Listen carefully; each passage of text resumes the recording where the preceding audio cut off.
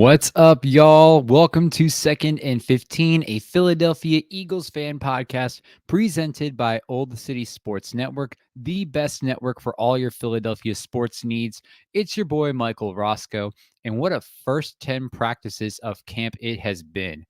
After the open practice and some roster moves, along with some injury updates and the upcoming first preseason game this Friday, we got a lot to talk about tonight, but before all of that, if you're watching this on YouTube, please like and subscribe to the channel, which is just at Second and 15, and also turn on notifications so you don't miss a single moment of Second and 15 content. Sports Network. So we got a great show for you tonight, and we're going to dive into that with some NFL news. The NFL has wrapped up their top 100 list of the best players in the league voted by the players themselves. And this year we have a new number one. Chiefs quarterback Patrick Mahomes took the title of number one player in the league going into last season. But this year it is none other than Dolphins wide receiver Tyreek Hill. Rounding up the top five included Ravens quarterback Lamar Jackson, 49ers running back Christian McCaffrey, Chiefs quarterback Patrick Mahomes, and Browns edge rusher Myles Garrett. I mean, the numbers speak for themselves. Tyreek had 1,800 receiving yards, 13 touchdowns, averaging just over 15 yards a catch. The dude's a speed demon who just seems to be unstoppable on his routes. So congrats to Tyreek and all the other players who made this year's list.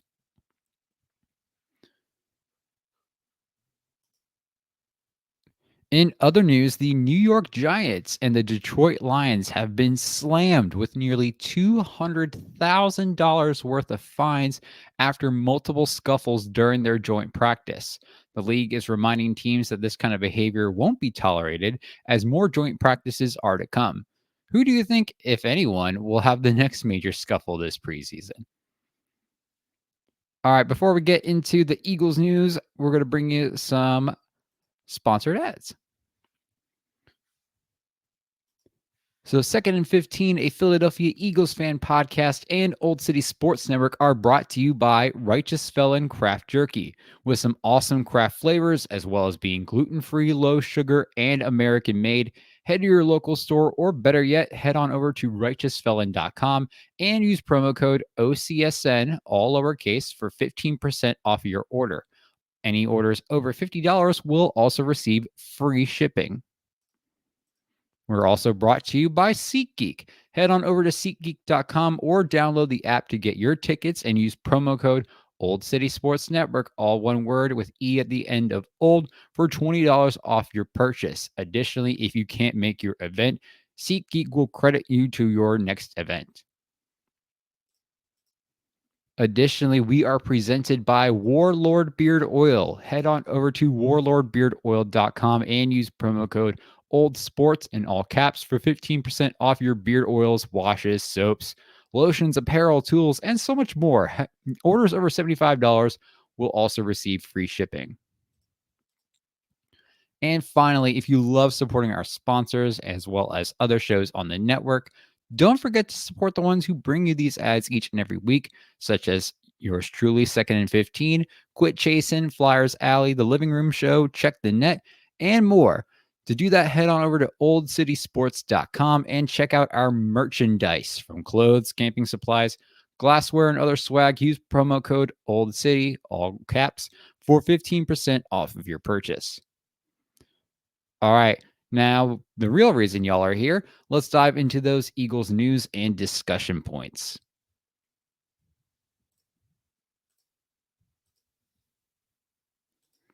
So, starting off with some injury updates. This camp has been not the best when it comes to injuries so far, but everything seems pretty minor. As of right now, safety CJ Garner Johnson could miss time with a shoulder injury suffered on Tuesday.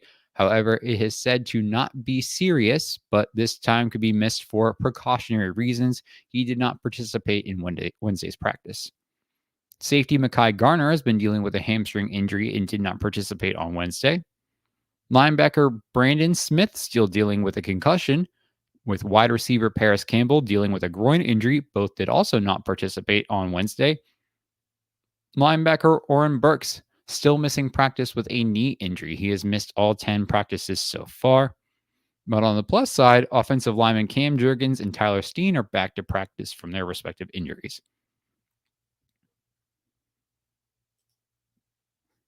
Next up, we got some roster moves, including some that were made just about an hour ago or so.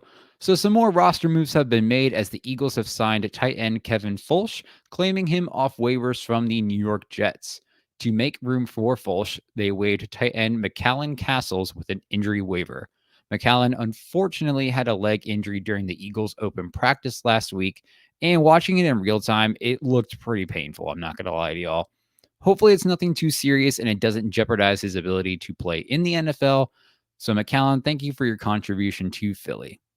Additionally, the Eagles added to their linebacker depth, signing Shaq Quarterman, who spent the past few seasons in Jacksonville, where he played about 64 games. To make room on the roster for him, the Birds waived guard/center Jason Poe. And just in on Wednesday, the Birds waived wide receiver Shaquan Davis to make room for tight end Armani Rogers, who the Birds claimed off of waivers from the Washington Commanders. All right, next topic. Jalen Hurts in that top 100 that I was mentioned earlier. So, where does Jalen land? I'll tell you. Jalen Hurts has landed at number 15 on the top 100 NFL player list, as voted by the players all across the league. Note, this is a vote by the players. I can't tell you how many times I was on like a TikTok live talking about Jalen Hurts ranking, and people thought it was my opinion on top overall QBs. And I'm just like, do you all not pay attention? Anyway, he falls 12 spots from number 3 last year, but he ranks above quarterbacks such as Dak Prescott, Brock Purdy, Tua Tagovailoa, CJ Stroud, and Jordan Love. Now, the fact that from an overall player viewpoint, they believe that Jalen Hurts is better than those QBs and more gives me a lot of joy and optimism going into the year.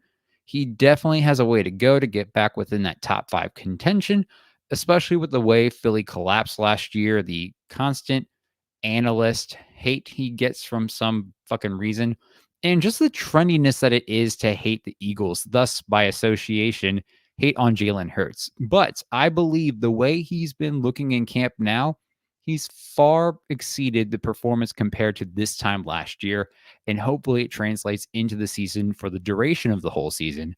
I'm praying that my man stays healthy. He deserves that much at the very least. But speaking of Jalen Hurts, Jalen Hurts has been named the Olympic flag football ambassador for the 2028 Summer Games, in which flag football will make its debut.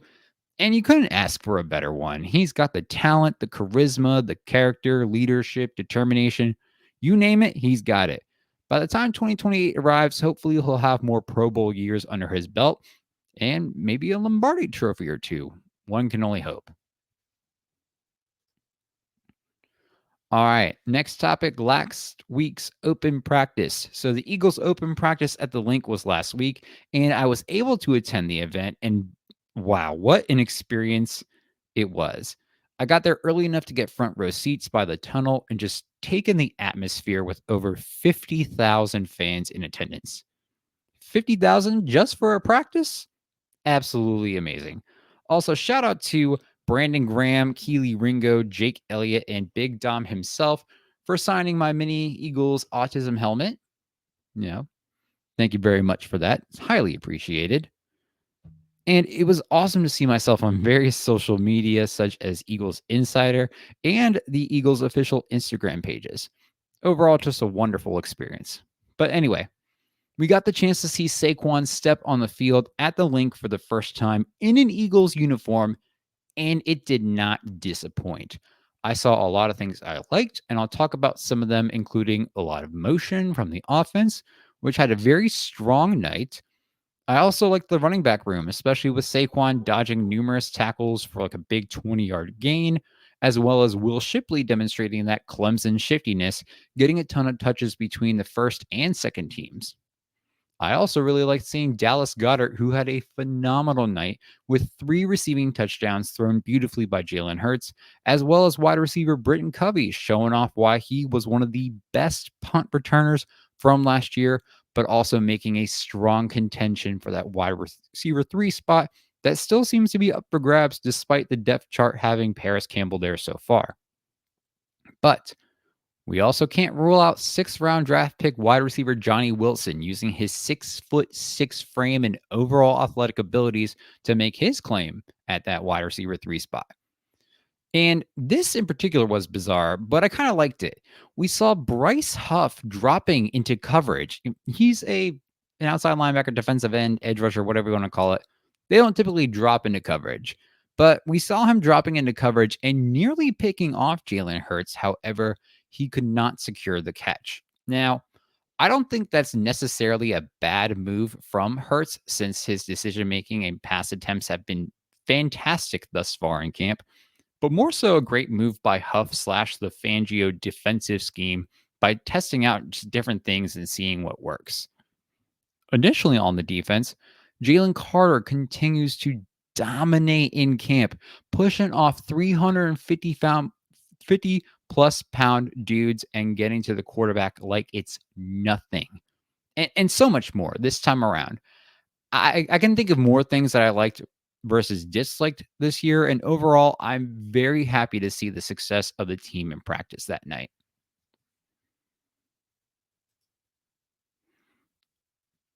All right, we finally have some Eagles football this week. That's right, the Eagles will have their first preseason game against the Ravens, just like they did last year for some reason. The game will start this Friday at 7:30 p.m. and will enter this game as the 5th best team heading into the preseason, according to NFL.com. Now, realistically, I don't anticipate like any of our starters playing these games. So this will be a good opportunity for the rookies and those bubble guys to get a chance to prove themselves as to why they deserve a roster spot. Here's a few, not all, but a few of the things that I'm hoping to see in this first preseason game. The new offense against another team's defense is my first. Now, granted, this is just a preseason game, but the team will be going against a team that has won their last 24 consecutive preseason games. I don't know what it is about the Ravens and their preseason streak. Hopefully, we can end it this time, but that's for another day. So, if our guys in our new offense make it difficult for them, even if we lose, it'll give me optimism going into week 1 when we play our starters. Kellen Moore's offense has already looked better than what we saw last year, and it'll be exciting to see it against another team. As with the defense, I'm excited to see this Vic Fangio defense with a very young athletic personnel against an opposing offense. Vic Fangio has nearly 40 decades of NFL experience and was a consultant for the team for a few weeks during the 2022 Super Bowl run season. And now with him taking the reins, I'm excited to see this defense in action.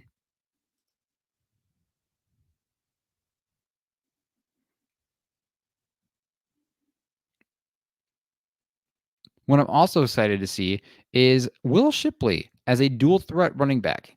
He's been taking significant snaps, not only with the second team, but with the first team as well. What I'm also looking forward to see the Kenny Pickett versus Tanner McKee battle. I feel like I saw a lot of this last year with Tanner McKee versus our QB2 Marcus Mariota at the time, but we've been seeing Tanner take significant quarterback 2 reps this offseason, an offseason where we picked up former first rounder Kenny Pickett with the expectation to be the QB2 behind Hurts. According to offensive coordinator Kellen Moore, both Pickett and McKee have had great camps in their own unique ways. So I'm curious to see if McKee will dethrone Pickett for that QB2 spot. We'll have a semi experienced veteran in Pickett versus a sixth round pick in McKee, who hasn't played a regular season down in the NFL so far. Now, Marcus has much more experience than Pickett, yet both were in this situation with Tanner McKee between last year and this year. I'm not saying I don't believe in Tanner McKee. I think he's a good quarterback, could develop into a great one in coming years. Personally, I'd rather have someone with regular season experience at the quarterback 2 spot, but who knows, honestly? McKee has been putting in the work, and if he's doing better than Kenny Pickett, then I'd pick McKee over Pickett to be that QB2.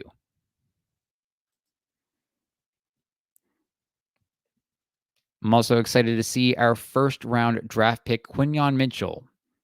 Not with anything specific, just him overall.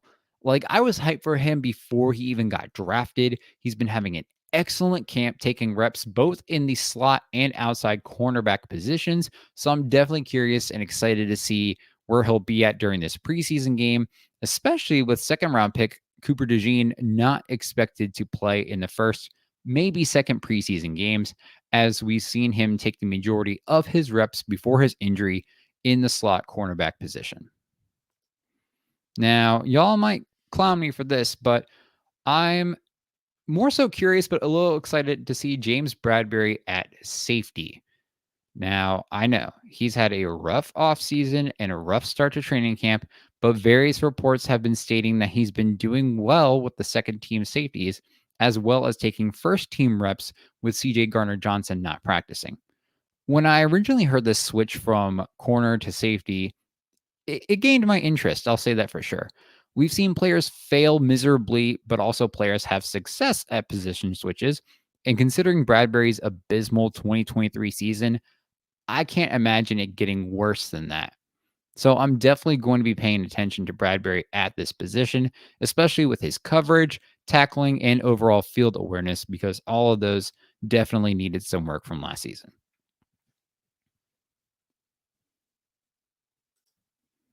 All right, moving on to our final subject of the episode, the article.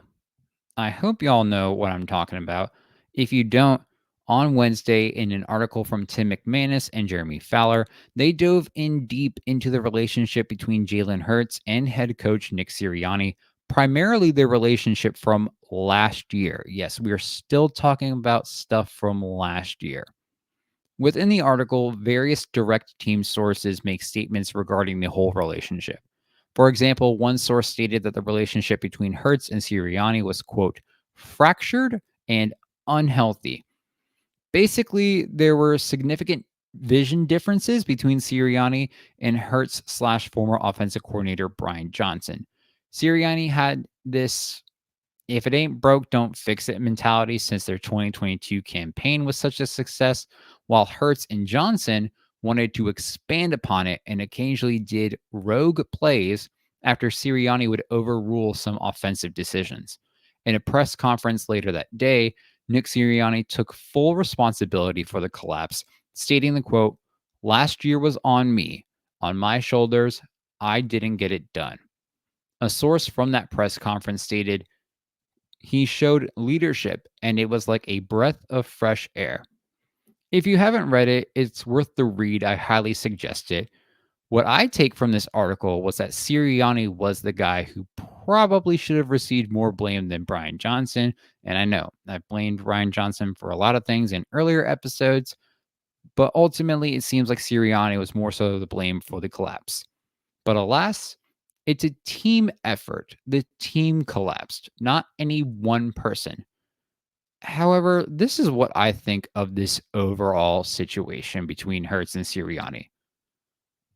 We got the closure. Now It's time to move on. Just move on. I feel like I've heard this whole Hurt Sirianni debacle for several months now. We're in the new season. We're in the new season, and let the past be the past. And we need to look forward. There's a reason the front windshield is bigger than the rearview mirror. Let's just move on.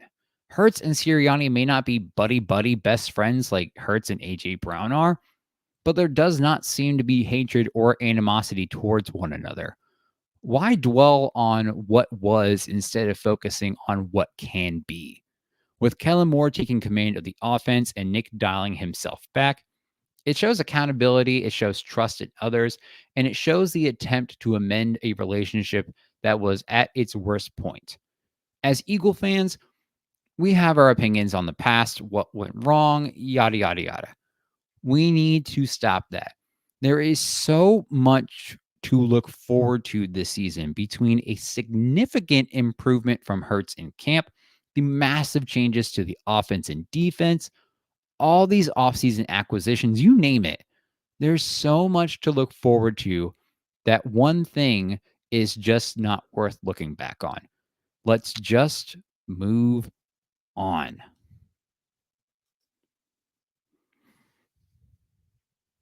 Well, on that note, this actually concludes this week's episode. Thank you very much for joining me for this and every episode. Each and every week, your support is truly appreciated.